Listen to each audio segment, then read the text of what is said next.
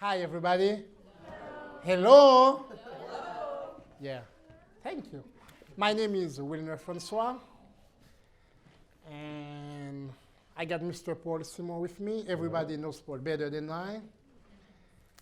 And before I start, Paul wants to say something about Haiti and Venezuela.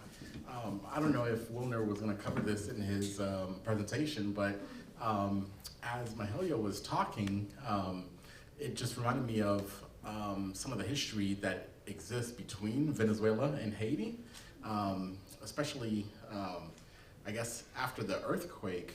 Venezuela was one of the countries that helped out immensely with humanitarian aid, and also with them having, I guess, so much oil, we owed a lot of debt to Venezuela, but they forgave a lot of that. And then also too, the previous president of Haiti struck a partnership with, I guess, the government of Venezuela, and mentioned that it was like one of the, I guess, most impactful type of relationships, because the government there was helping Haiti in with agriculture and also infrastructure, and trying to help Haiti get out of the situation that it's in. So we have a lot of close ties to Venezuela, and I mean, it goes back a while back. And it was interesting, as you were mentioning, when your country was going towards democracy and not towards dictatorship, our country was going towards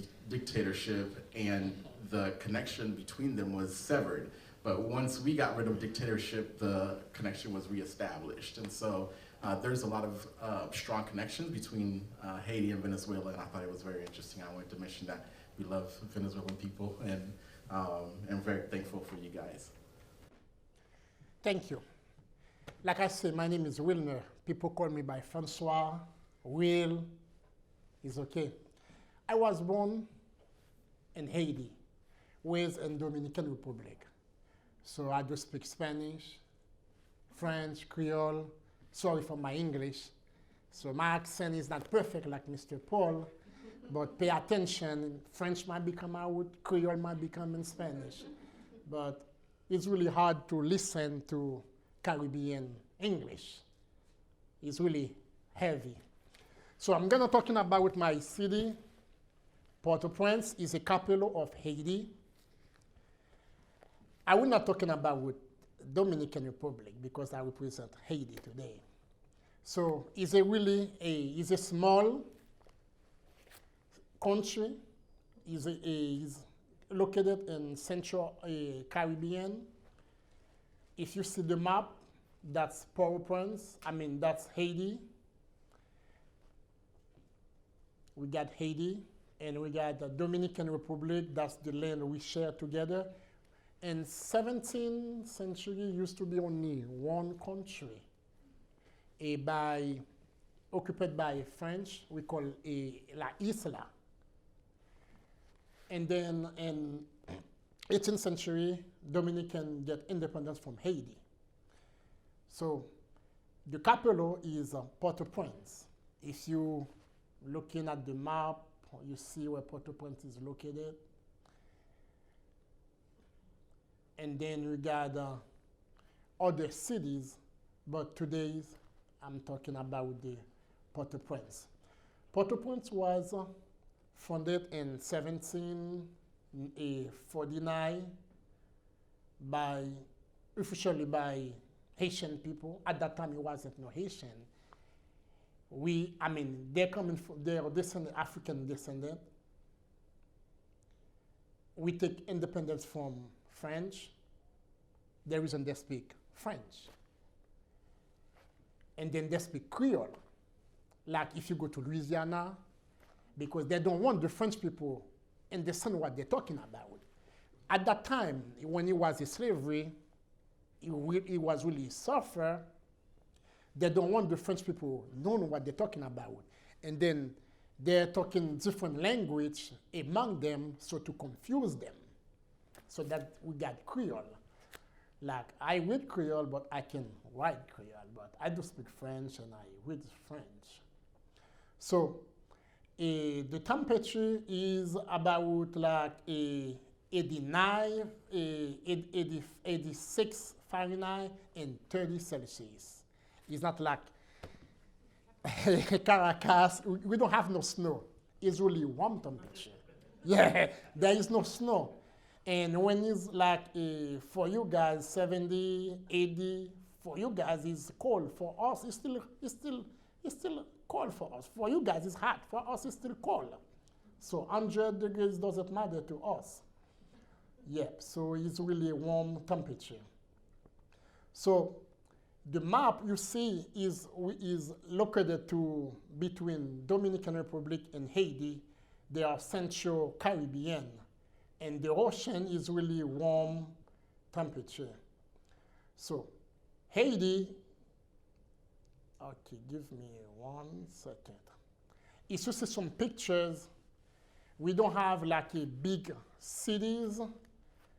We don't have like a big building. I remember a couple weeks ago, when Brian showed you like the different cities. We don't have big cities. It's like a small housing. The transportation, you see the little tap, we call that tap, is a bus. You're gonna see it. So that's the tap. So I know the church went to 2010 to a missionary in Haiti. It's different country. When you get there, everything you never see in Haiti, it can be happen. It's really, really, really different type of a city. I went there for missionary in 2016, and the people who went there, I tell them, hey, this is Haiti, it's not a vacation. When you go to that country, a lot of stuff you're gonna see, you're gonna call yourself, oh my God, what's happened? How they do it? It's really, really different. Just get ready to deal with anything. Sorry for my phone, it's still. Did you see or show the map already? Okay. So the flag of Haiti is. Did you get the flag too? Yep, that's the flag. We take the flag from French.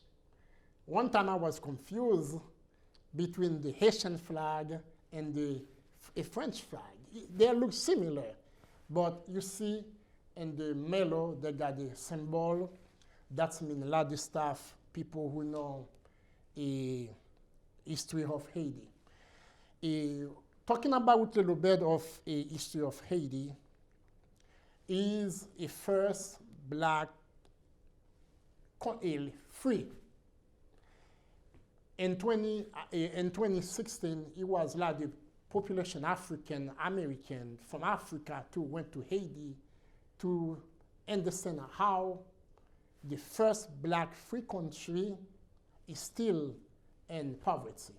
It's really poor country. When I say poor, with capital P. Sometimes you live in USA, you don't understand what misery is, what poor is. When you go overseas like Africa, Caribbean, you're gonna understand what poverty means. Sometimes we take the advantage to blame other people. But when you go outside to see how misery is, go outside and then you're gonna see how you can see poverty, how people survive. In 2010, it was a big earthquake, and you might be heard a lot about Haiti in the news. People don't know where is located, where is that country? In 2010, I was in New York at that time, and you see, I was in Times Square driving bus, and you see a lot of picture. We don't know what's happened until when I turned my radio to the news, it was a big earthquake. I think so it was 3.5. It hit that island. It was a lot of people died. It was very, very, very, very incredible. I mean, by Mother Nature. And we got people around the world come together to help us, like Mr. Paul said, Venezuela, Cuba, United States, every country, Mexico, every country in the world was able to help Haiti with that catastrophe. And after the earthquake, it never built up. And then a lot of people take money to build that city back. I don't want talking about politicians because they are different type of people. But when you come in and see that people, the country, how they live is really, really, really critical.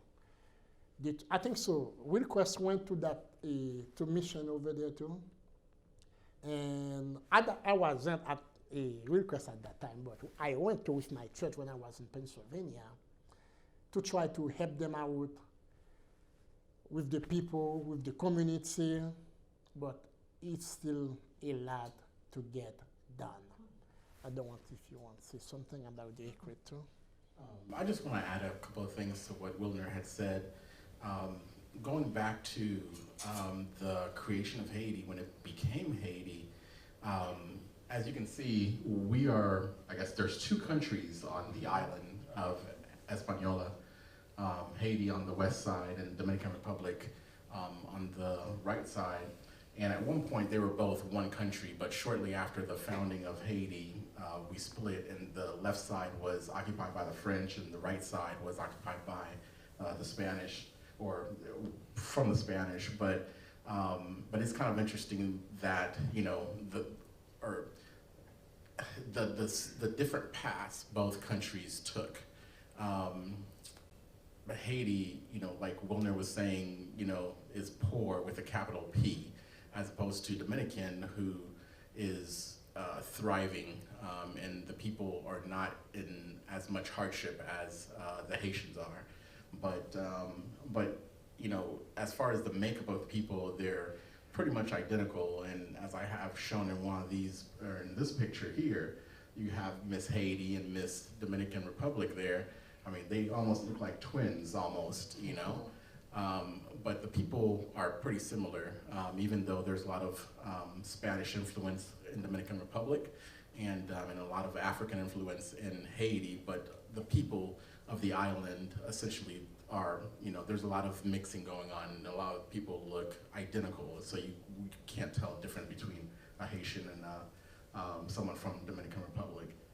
And then also too, just to kind of give you an idea of the size of Haiti, I have it here superimposed onto the map of Houston, and you can see, or the map of Texas, and you can kind of see the shape of it, how it starts like on East Houston, and it kind of goes almost all the way to San Antonio, and down, you know, from Victoria all the way up to Bryan, Texas. And so, and the population of the country at the moment is about 11 million people.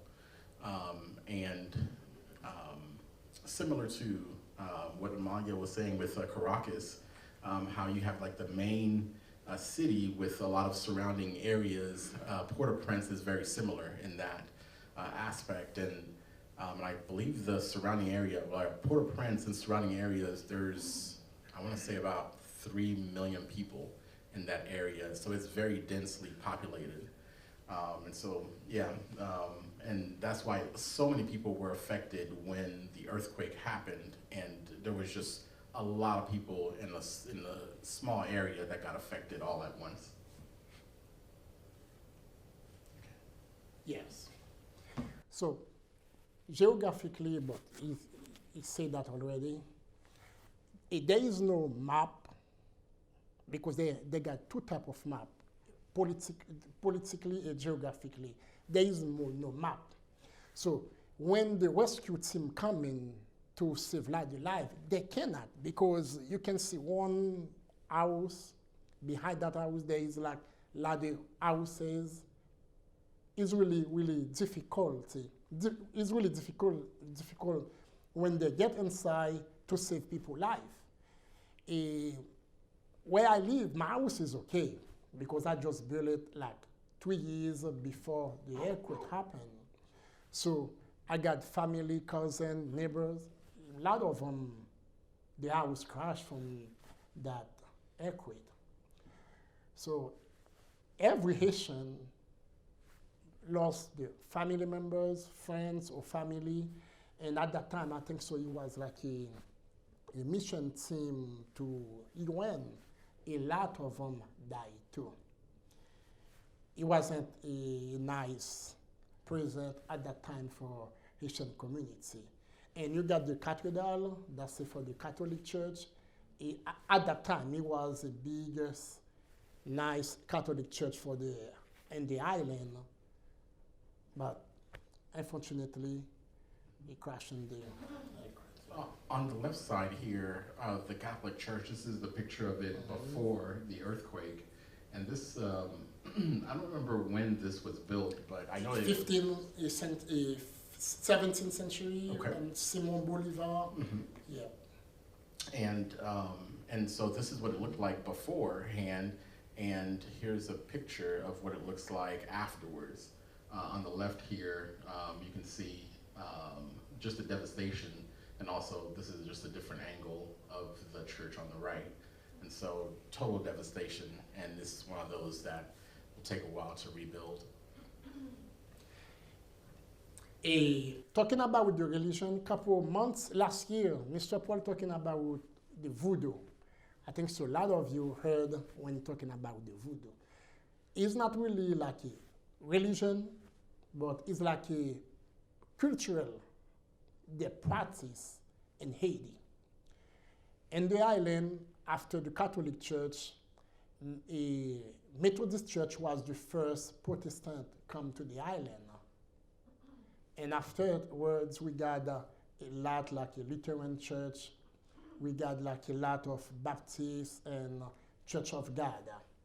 But not most Haitian practice voodoo.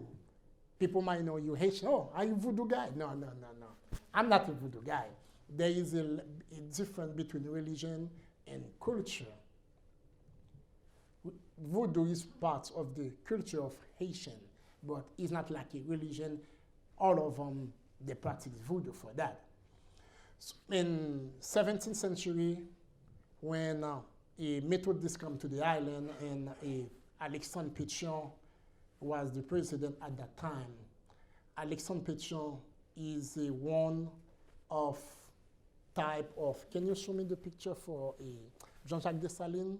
Jean-Jacques Dessalines is the father of Haiti. Most Haitians know about the Jean-Jacques Dessalines. And we got Alexandre Pétion. Between Alexandre Pétion and Simon Bolivar, when talking about the Simon Bolivar, is the father of the Latin countries like Venezuela. Simon Bolivar was the one Alexandre Pétion was the one helped Simon Bolivar to get the independence. And then the last president he's talking about, Hugo Chavez, know a lot about the Haitian people, about the Haitian history. And we got to the left side, Rochambeau. In 16th century, he was a type of king of France at that time, sent people to the island he was a French guy, sent people to the island, he controlled them about the slavery, to get the control. At that time, 17th century, Haiti was one of type people to help United States for the war of Savannah, Georgia, and Louisiana too. Most of them is one of part of the history too. One of them stay in Louisiana. One time, one guy asked me about history of Louisiana to Haitian people. I didn't know that. I went to Louisiana one time. I spoke with an old guy. He speaks Creole. He told me this great-great-grandfather from Haiti. He explained to me how the Haitian Revolution, he explained to me the Haitian Revolution to Savannah and Louisiana. He spent time to speak Creole and English at the same time, and he's from Louisiana. So I didn't know that, so I learned a lot from him. So cost of living of Haiti, the currency money is good. I think fund is up and down. For now, you need like 80 good for $1. If you got money, it's cheap to live. If you don't have nothing, it's hard. It's really hard. It's like up and down. These people always fighting. It was a couple of weeks ago for the price of gasoline, because we bought gasoline from Venezuela, Venezuela is the most. So people protest. It's not like over here people protest peacefully. No, they're burning tires. If you're a business owner, they put fire in your business. It's not good. You might be wake up, and then every street is blocked, everything upside down. This is Haiti.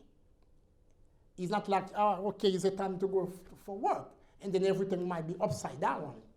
I remember when Mathieu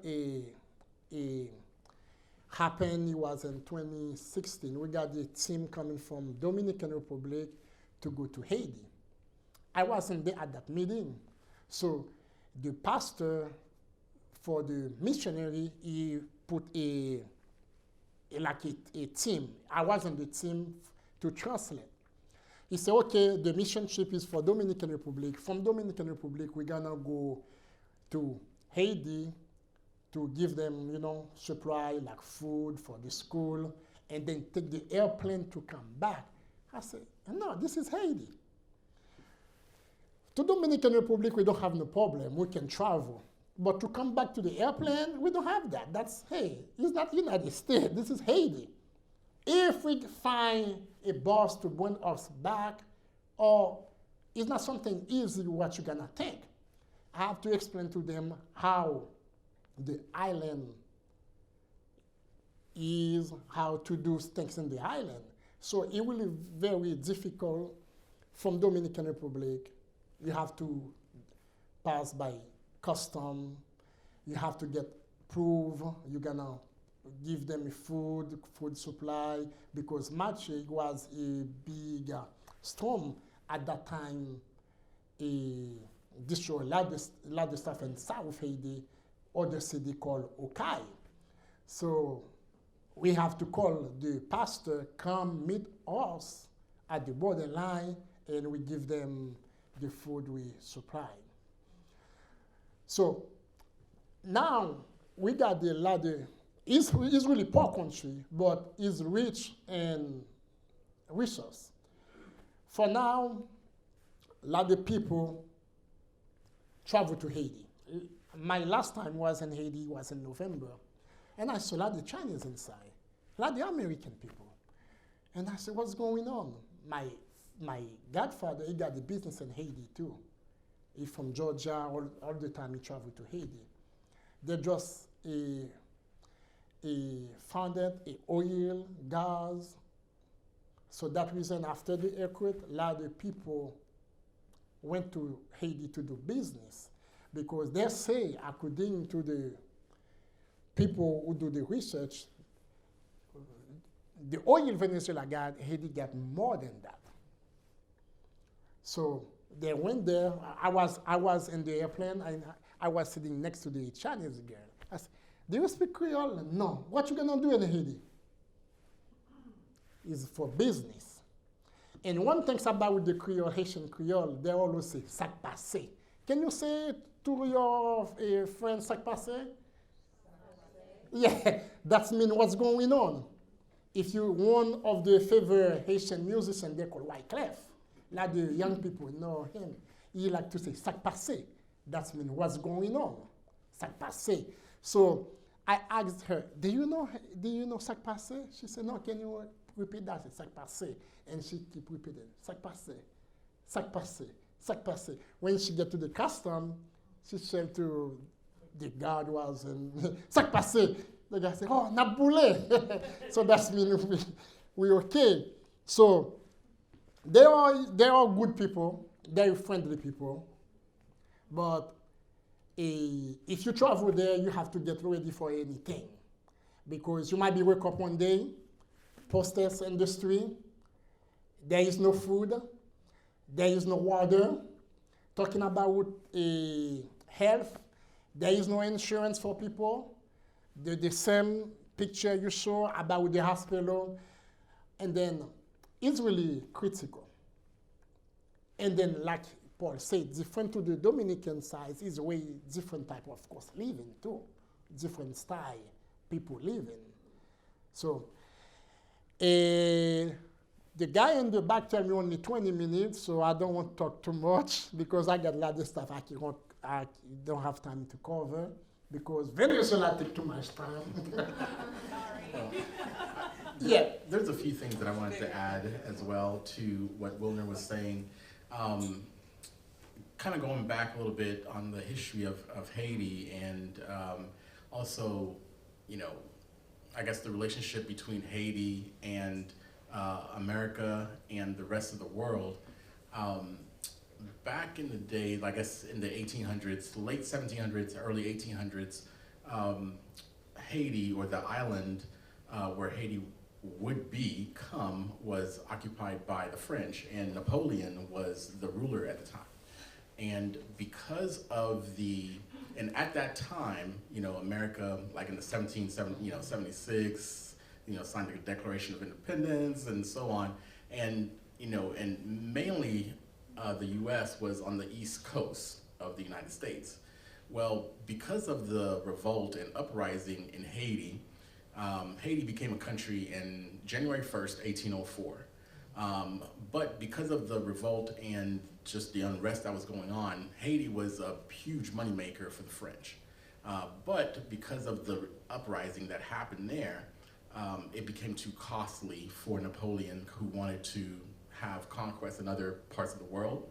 And so because of that, he had to let that go. And also he sold a large chunk of the United States through the Louisiana Purchase to the United States. And therefore, the United States almost doubled its size through that transaction.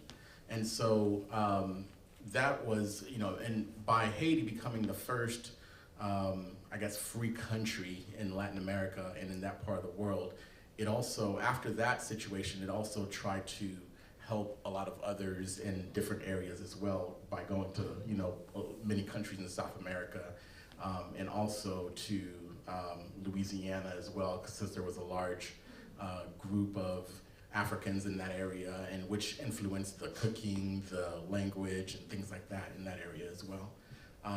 And so the history between Haiti, Latin America, and United States are all intertwined, just to kind of give you an idea of, I guess, just the closeness of everybody and how things happen.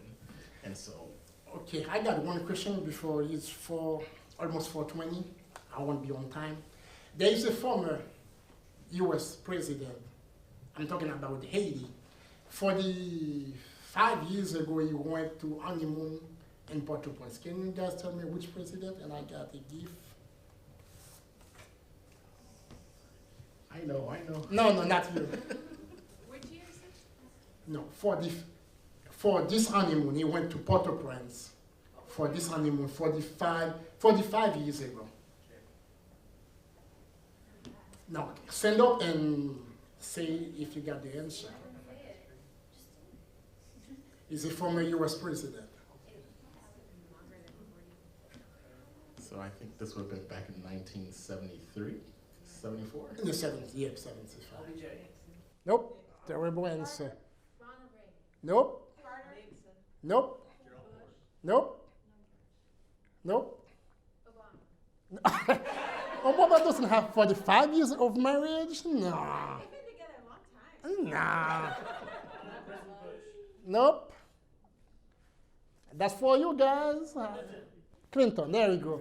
Yeah. Yep, it was a Hillary Clinton. And then talking about Hillary Clinton, that's when talking about between USA. No, that's for you. That is a gift card. Yep, Hillary Clinton, 45 years ago, he went to Haiti for this honeymoon. That hotel collapsed from the earthquake, Hotel Christopher, not too far from my house. When I was little, we don't have no water. I have to go to that hotel, get water with big bucket. I didn't know that. But he was talking about, he went to that hotel. And it wasn't like a 5-star hotel, like 2 or 3-star. But for us at that time, it was, hey, 5-star hotel. So he went there, and he got a lot of business too. A lot of business.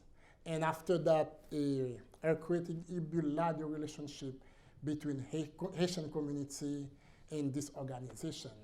Between Haiti and USA, it's 1 hour 45 minutes. So if I'm going to New York, it will take me more time if I'm in Florida going to Haiti. 1 hour 45 minutes. So, like Brian said, tomorrow there is a prayer.